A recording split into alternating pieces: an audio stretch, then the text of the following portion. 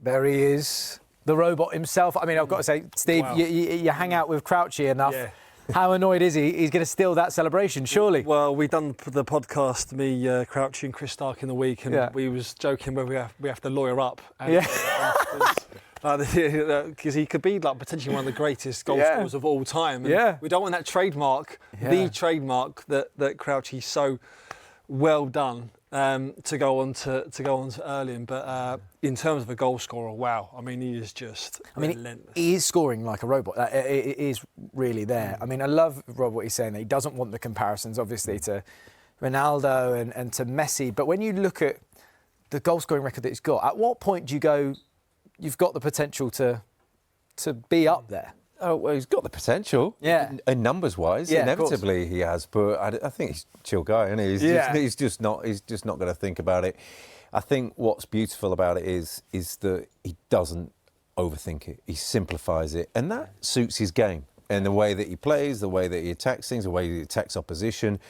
You get him the space, you get him the ball, and he'll do the rest. And at the minute, they're finding both. And when he comes into criticism when those things don't happen, and he's kind of probably going to say, well, you know what, I wasn't bigging it up when I was scoring all these goals. So when it doesn't happen, don't come for me in the same way. So it's something that he's taking all in his stride, isn't he? And it's all in a game for him. Exactly, I love that. Like, you know, him saying there, yeah, I'm a good player. I like it. I mean, that's what you want though as a teammate. You want your striker having himself. Yeah, I see. I think he's got a secret agenda of a mindset of Cristiano, where he just relentlessly he wants to score goals. He wants to be top marksman every single season, even though when he's getting wheeled off after 60 minutes or 75 minutes when he's on for a hat-trick, you know, he still doesn't mind. But he's going about his business like a quiet sort of Diego Costa, isn't he? Where he loves the rough and tumble.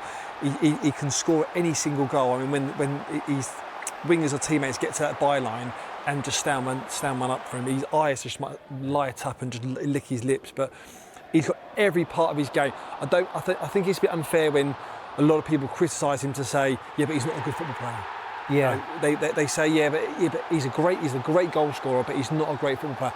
I don't sort of agree with that. Yes, he's not your flared player that's going to do all your neat touches. He's happy to have 26 touches in a game, but score 3 goals out of 26. But I do think, Rob, you might agree, his improvement this season has been massive. A lot of people talking about how little he's actually offside as well, and actually he's building on his pace and things like that. Well, he's starting from deeper as well. Yeah. And you look at the goals from the weekend against Bournemouth, he's starting the runs from 70 yards away, from closer to his own goal. So there's aspects to it there, and I think, you know, just finding the space for him, how they find it is kind of key. And I came on the show briefly the other week, and you very kindly asked me, how do you stop him? Yeah. Well, you stop his teammates. That's how you do it. That's the only answer I can really think of, and you stop the supply, and that's how everyone done. That in itself brings its own problems. You just have to sit deep, sit narrow, and therefore, you know, allow space elsewhere. And then it's a real attritional war of just trying to dog it out for a game.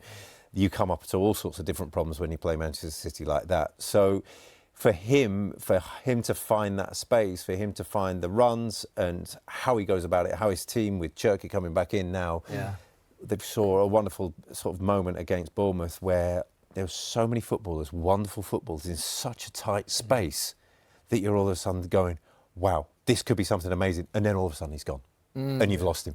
And that's it. It is such a...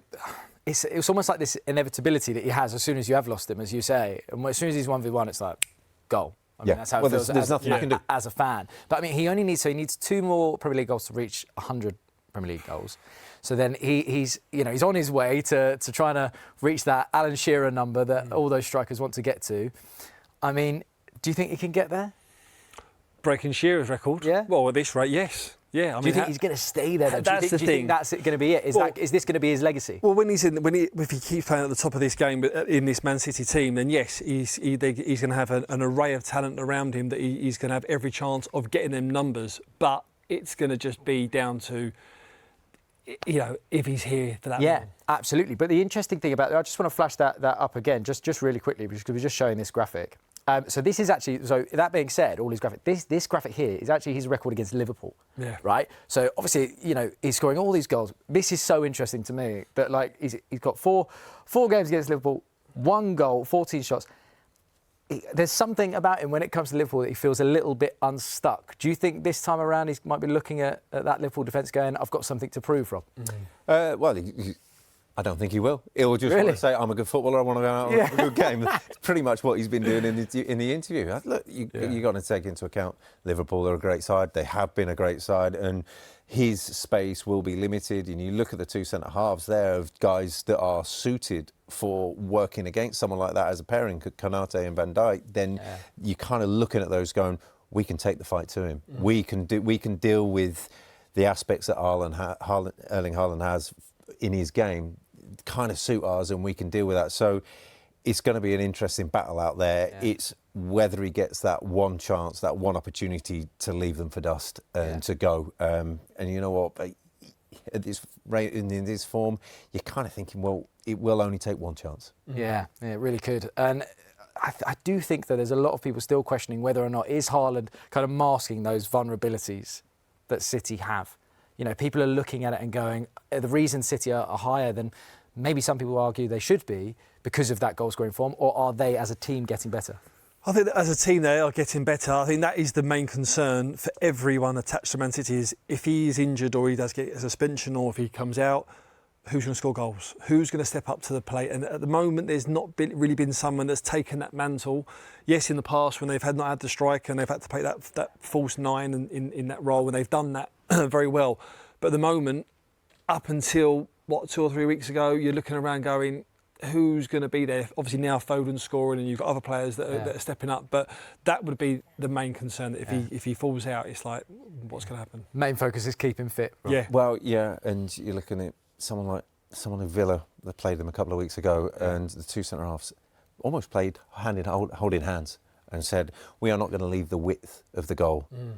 If they can't really find an answer to stopping Erling Haaland like that, if City can't find an answer, then they have got problems because they came on stuck in that game. And you're looking at it saying, well, come on, that teams are going to kind of do this. So you've got a season to work it out. You've got to sort it out between now and Christmas, really, with the amount of games that are going to come up post-Christmas.